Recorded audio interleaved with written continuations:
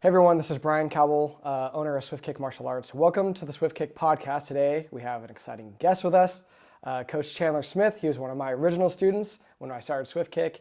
He's been training over 17 years, coaching with us over 8, and now he runs our Rancho Bernardo studio.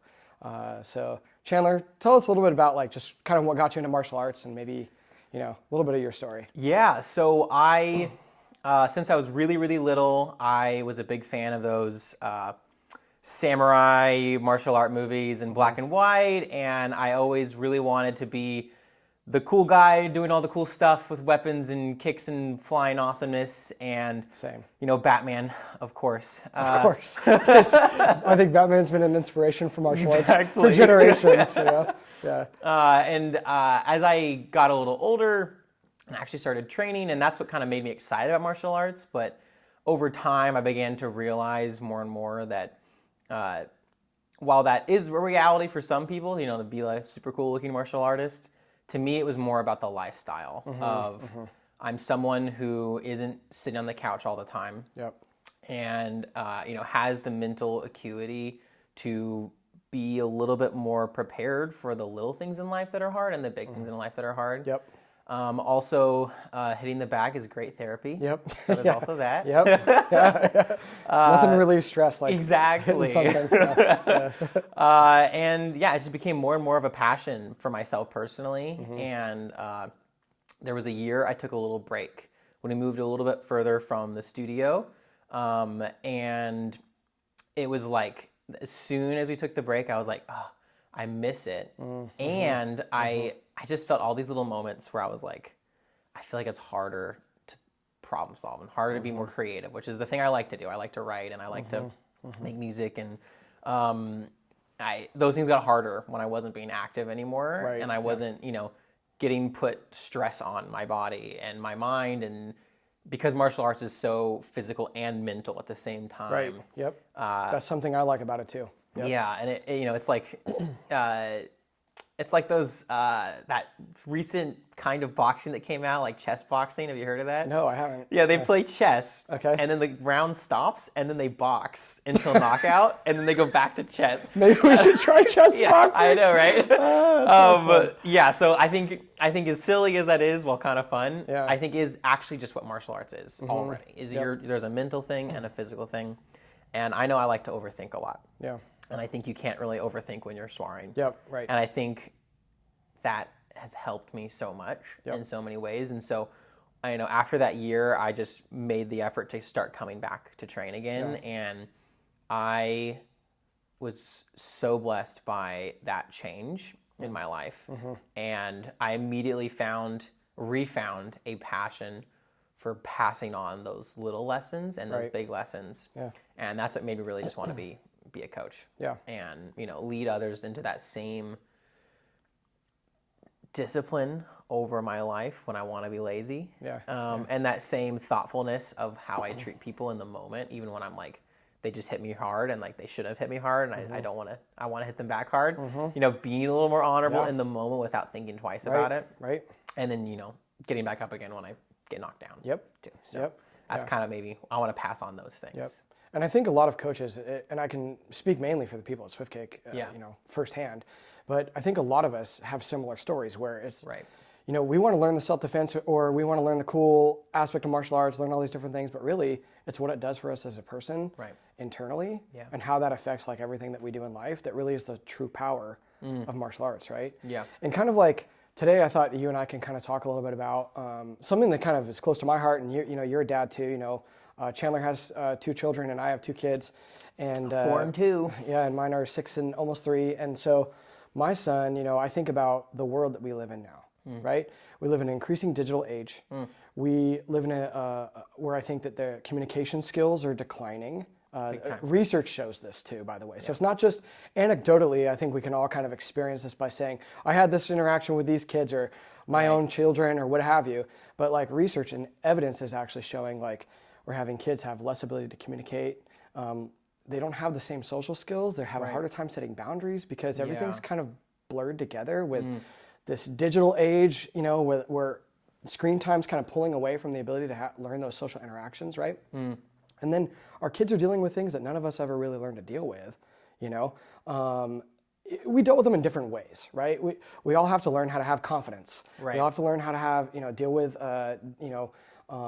different challenges in life and different obstacles that come our way. But they're just different now, right? And so today we kind of want to explore some of the challenges that kids are having, right? And then what parents are having, what concerns and struggles we're having as parents, and what we're doing to combat that, right? So kind of starting off today, I want to talk about emotional resilience and what is that?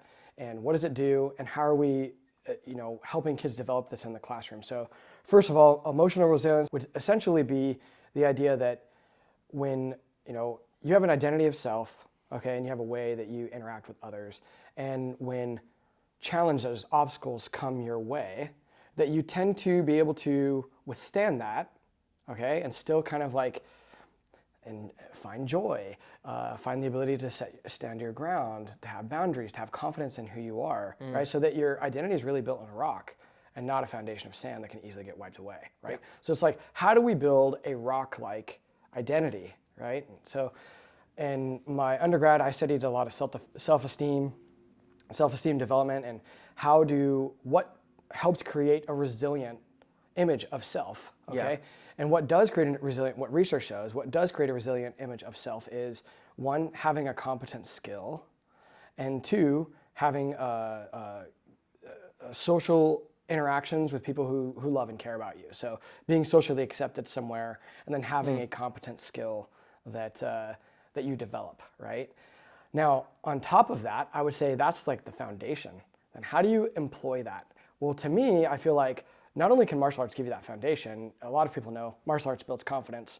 We obviously, even though it's not a group or team sport, it's done in a group setting. So you build a community, right? So you get those aspects of it. But what it does is it gives you skills to actually deal with when challenges come your way. Because martial arts is very much about self-defense, but self-defense even emotionally, right? Let's say someone's crossing a boundary with you. You learn how to, whoa, I'm not sure I'm comfortable with that, right? So how do we build that, right? So we talk about all these different skills, all these different tenets that we teach in martial arts. So I want you to kind of talk a little bit about some of the tenets that we implement in class, or some of the training that we do that helps kids build confidence, community, the ability to set boundaries, having assertiveness, having awareness of how they're feeling, labeling that feeling and being able to deal with it in the appropriate way, have the self-control to deal with it. So in your experience as a head instructor and teaching hundreds of students, maybe what are you seeing on the floor? How are you guys addressing that as a coaching team? How are you addressing it as an instructor? So I'll just give you an opportunity to kind of talk about that. So I think one of the, like you said already, martial arts kind of in some ways innately fosters that because you're getting punched in the face, you're getting, smashed into the ground. It's not something you can really train by yourself on a mountaintop watching YouTube videos. I think some styles obviously you can, but I think the ones that hit the heart of what we're talking about today don't in the same way. They hit parts of it. Absolutely. And I think there is a value in that, in the more traditional styles of martial arts that are like forms and stuff like that. I think there is value in that in different ways. So I think martial arts, what we practice being very, boxing, many different kinds of kickboxing, many different kinds of grappling, hits the heart of that on its own. But something we like to do is give context to the kids and to the parents to think about how that actually relates. So it's a tool they can think about outside of the classroom and on the floor and in the dojo, and then set goals to how they can apply that area outside. So we basically picked three main, I call them axioms, and within those there's 9 tenets total. And that being discipline, honor, and courage. And a lot of you probably know, but those 3 things you see all the time when you talk about martial arts. So it's like how we talk about them is a little different. So I'll talk about specifically what I mean by them. So discipline is the act of changing how you master yourself in response to everyday things. It looks more like restraint sometimes than action. And so for kids, we often talk about it. We break into these 2 tenets of attentiveness and focusing on people and our surroundings by changing how we sit and stand with our bodies, right? So when I'm trying to listen to someone, we ask them to like look with their eyes, think what they're saying with their mind, and actually sit still with their body in a way that helps them continue listening.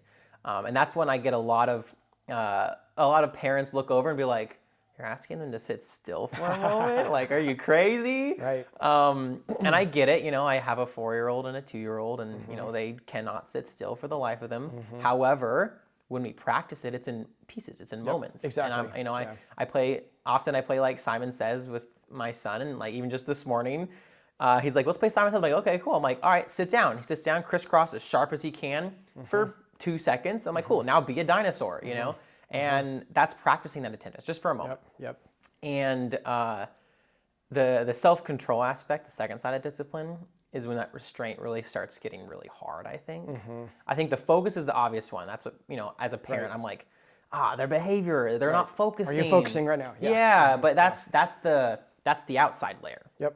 The inside layer is self-control, which is more a matter of the heart, right? Where we're talking about, okay, in my thought and in my feelings, I want to do this thing that's not good for me. Yep.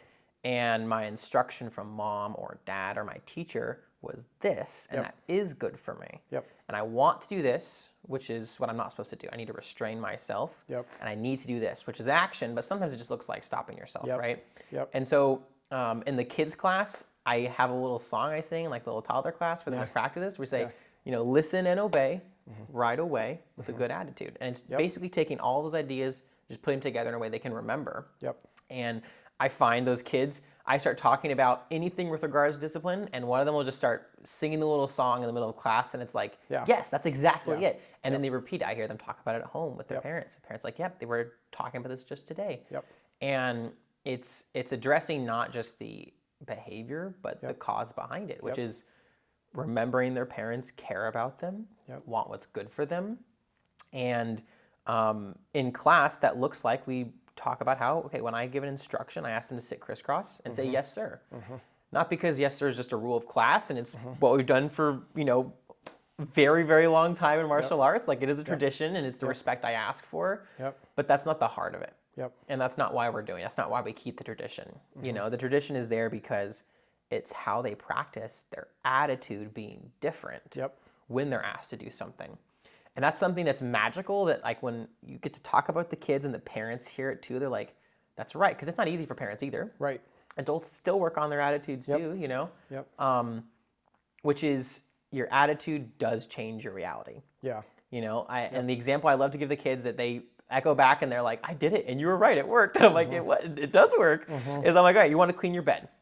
Well, you don't want to clean your bed. Right, yeah. You know, and if you grumble and complain about it and you drag your feet, I'm like, does it take a short time or a long time? And they're like, a long time. And I'm like, it does. And I'm like, but if you just say, yes, mom, and you just choose to have a good attitude, even if you're like, I don't want to do this. I don't understand why I have to do it. It gets easier. It's easier to do, and I'm like, you'll find it is faster. Suddenly it's faster. And I think what's cool with young kids is that's a hard thing to understand, but it's also simple. And I think because it's simple, it's hard for everyone to get down. And I even had a moment the other day with one of our teens. He was trying to partner with someone who was a little easier for him because he kind of gassed himself out. He's like, can I partner this? I was like, no, dude, I'm going to challenge you. Like, you're going for black belt soon. You're going to go over here. Learn how to do you know? And he's 17, so he's not a young kid. And he's like, okay. And I'm like, kind of looked at him, and he kind of looked at me, and I was like, because he knew where I was going to go with it. And another partner, he about to do the same thing, and I was like, no, you're going to go with Eric. And he's like, he kind of gave me this look, and I was like, hey, man, let's change our attitude. You know, your attitude changes your reality. Because he heard me, he helped in classes too, so he heard me mention it a couple days before in the kids class, like the little kids class. And instead of scoffing at it, he just took a moment. He's like, okay. End of the round, he's smiling. Because of me, he's like, you're right. You're right. And you know what's really important that we're kind of hitting on too is like how imperative this is to work with the kids in the developmental ages to develop this as a lifestyle view perspective. Okay, so I think a lot of times our society, our culture, we really value making sure that kids get the academic education, right? Which is important. So that's extremely important. I think a lot of families are definitely on the vein of making sure that there's a physical priority, that their kids are getting a physical outlet, right? And they're developing those physical skills at a young age developmentally. We need to prioritize developing these lifestyle emotional skills at an early age. Right. Okay, and I think that martial arts inherently does that. SwiftKick does that because we incorporate a lot of these philosophies and the research-based psychology behind what we're doing. But how important it is to have the little win, right? So for like your son at 4 years old is, can he sit still for 2 seconds? Well, that's what you can do sometimes at 4 years old. Then it turns into 5 seconds and it's 5 minutes, but it doesn't happen overnight. Right. And so what I think a lot of parents, because we have a lot of parents that come in with kids that are a lot older, right? Or we have adults who've now developed, and sometimes go, man, I really wish I had these tools when I was younger, or I wish my son or daughter started working on these tools when they were younger. Now, being equipped and knowing how to use the tools doesn't mean you're always going to use them, right? But it does certainly give the kids a leg up, and I think it's so important that as parents, we invest time and energy into making sure that we're developing these aspects, and it's a lot of work. I mean, as a parent at home, it's a lot harder to really continually reinforcing these things instead of just, well, do what we want you to do because we told you to do it. What's better is like learning, helping your child learn how to do it because they want to do it. Right. And martial arts with that discipline aspect, that's kind of what we're teaching. We're teaching you to regulate internally to be able to say, I may feel like smacking somebody because I'm angry. Right. And instead, I'm going to learn to do what's right because I'm constantly hearing that input in martial arts class, hearing that input and practicing it at martial arts, hopefully. Right. And then that should permeate to other aspects of life. And Absolutely. If it's not, that's where parents come in. That's where we need to make sure that we're all guiding you. Right. As coaches, our relationship with parents, I can't tell you how many conversations you've had and I've had with parents where we help come alongside and be like, okay, let's talk about how you're doing a great job doing that here at the studio. Right. But you're having some challenges doing that at home. So let's talk about that a little bit more. And these are great parents who are really reinforcing these topics, but they still need, we still need that third-party validation. That's what the psychological term is like you have to have an outside source from your family, oftentimes, to help reinforce what you want to see in your own kids. Yeah. Right? This is why coaches and teachers, celebrities, whether we like it or not, play a pivotal role in influencing others, and especially our children, right? And so we want the influence to be, I can self-regulate. We want the influence to be, I can focus, I am disciplined, I can tackle these things. And so it all starts with little milestones, and we build on it. Kind of like I tell my son, it's like, it's like building a Lego, right? Yeah. It's like we add one piece at a time. And I think a lot of kids, a lot of adults even, parents especially, sometimes we want the Lego built. Yeah. We want our kids to have these things. Yeah. But it takes time. Yeah. One piece at a time. And you do that by one class at a time, right? One moment at a time. Absolutely. Right? No, that's so true. And I think that ties right into the second big area we're talking about in class, which is honor. And honor is such a big concept. So we get to break it into 4 different tenets. Yeah. And it kind of follows a similar pattern. We talk about the outer layers of things we can just do, and it builds into deeper and deeper layers that are like a lot harder for adults as well. And that's why martial arts is not just a thing for kids; it's a thing for everybody, But one of the things we most talk about with honor is it's not about the choices. It's not just about the choices you made. You should learn from them, but it's also about making the next right choice. Yep. Right? So, okay, the Lego's not built yet, but okay, well, you can start building it now. Yep. And a kid who's having a trouble in that moment, it's good to remember that. It's like, what's the next step we can do? But yeah, we focus on, we start with courtesy, nice and simple, especially for the younger kids. It's like, okay, saying please and thank you, raising your hand. Yep. It's the outward signs of respect, which is the second one. Actually, internally remembering that other people have value. Yep. And because they have value, we need to remember that in our interactions with them, which is hard for everyone to do. Yeah, right. Especially when you disagree with them, which is the third one, perspective. And I know recently in both Carlsbad and our Rancho Bernardo location, that's one we've all been talking about a lot because I think we all feel it right now. Yep. Wherever you stand, on a given situation, whether it's large scale across the country or just between two friends. Yep. What we talk about perspective is it's not about like changing your opinion. It's about taking a moment to practice some empathy and look at the same situation from their perspective, right? I like to use a very simple example with a student in class where I hold something up and I'm like, cool, this side looks like one way to me, but it looks like another way to you. Yep.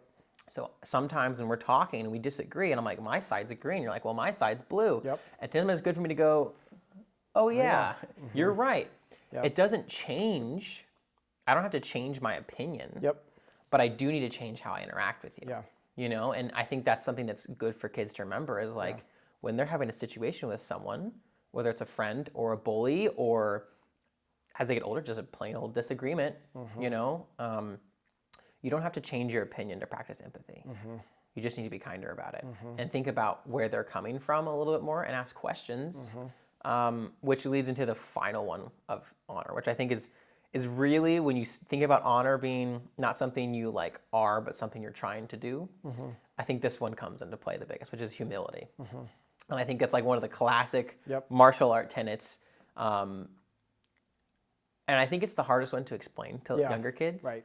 But when we spend a couple weeks on it and really like dive into it and they like grasp it, it's so cool to see them be like, oh, this is what it means.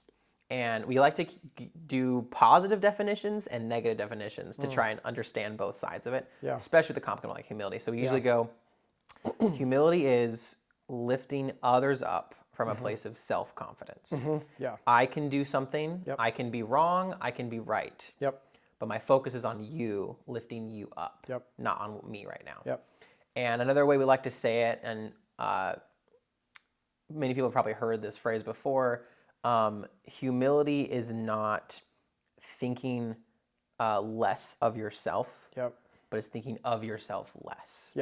Often, right? That's a great definition. And I think that helps students understand what we're talking about. And I think it can be simplified to lifting others up, which is like, you know, I'm not saying, oh, Brian, your jacket's so great, my shirt's so horrible. And I think some kids think that's what humility is. Right. Or, you know, there's the obvious one where it's like, oh, your jacket is horrible. It's like, well, that's obviously not humility, right? You know, but it's like, you know, I don't have to comment on myself.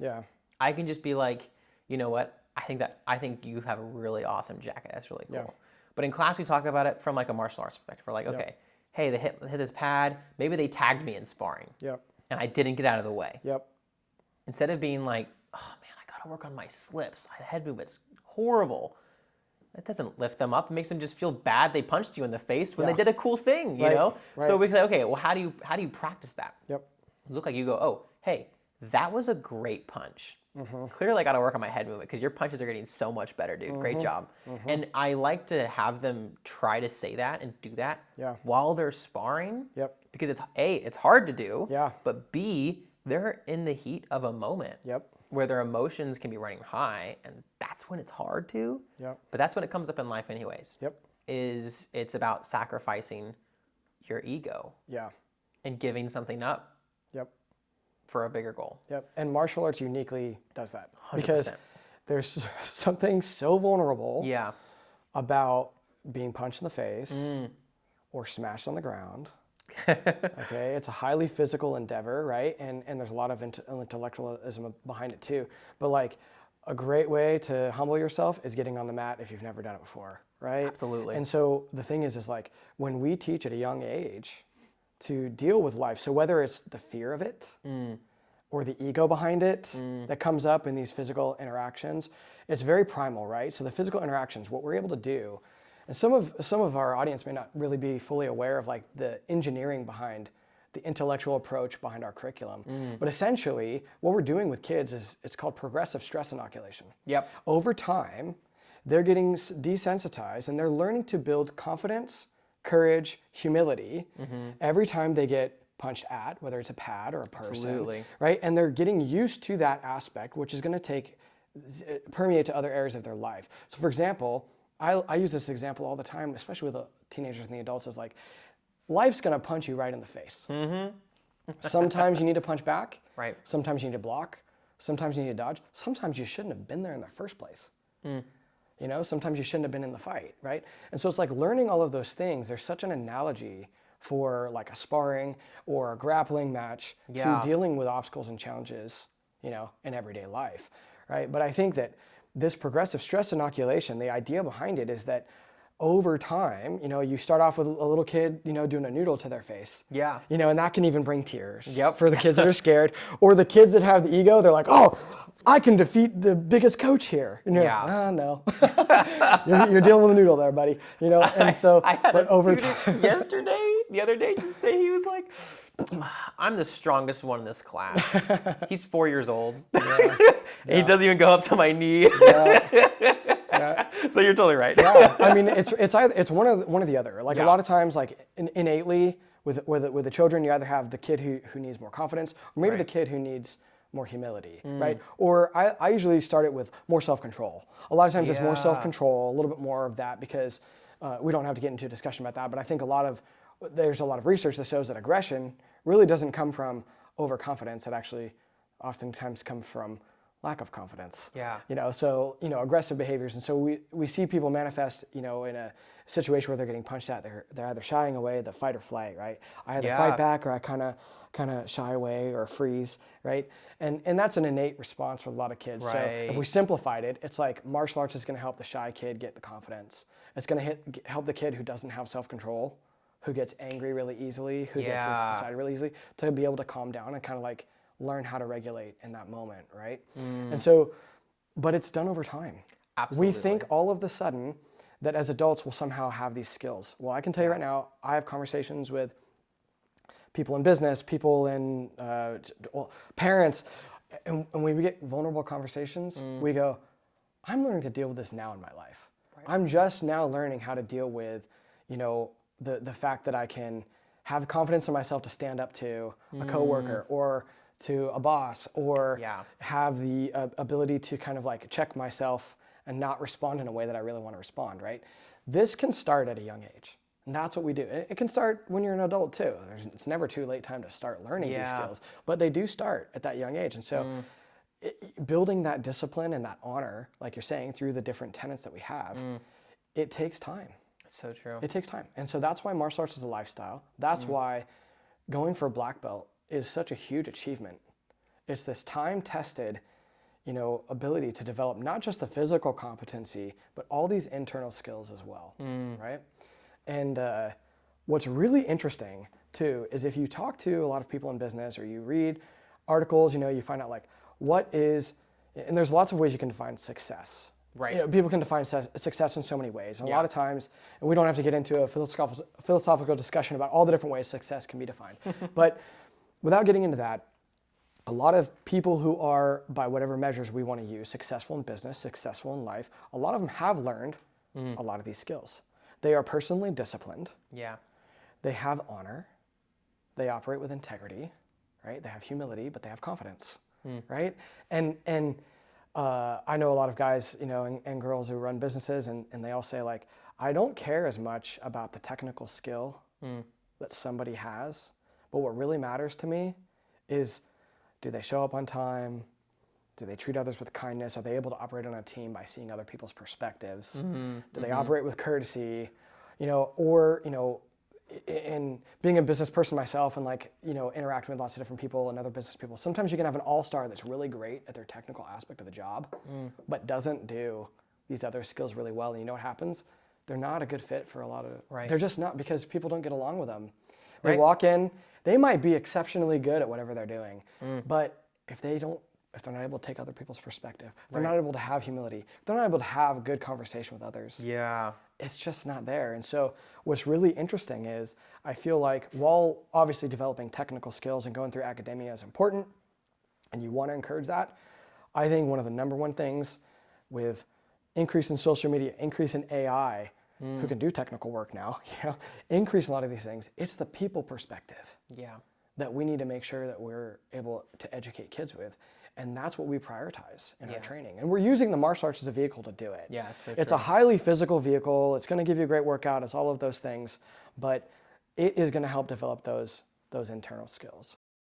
Hey everyone, thanks for joining our podcast today, and Chandler, thanks for being a part of today's episode. And if you're interested in a free trial class and you live in the San Diego area, we have a studio in Rancho Bernardo and in Carlsbad. You guys can take advantage of a free class. Also, don't forget to subscribe to our podcast. We do put out an episode about once a month. And thanks everyone for tuning in. We'll see you next time. Chandler's been training at SwiftKick for over 17 years, and he's been coaching with us. How long have you been coaching? Maybe 7 years? 2017. Okay. So, however long that is. What's the math on that? maybe we should start over. Let's see, 2017. We're in 2025 now. 5, 6, 7, 8. Years. Yeah, 8. Yeah, 8 years. Okay. Yeah. Let me start over, Ashley. Start me off with math, Brian. Come on.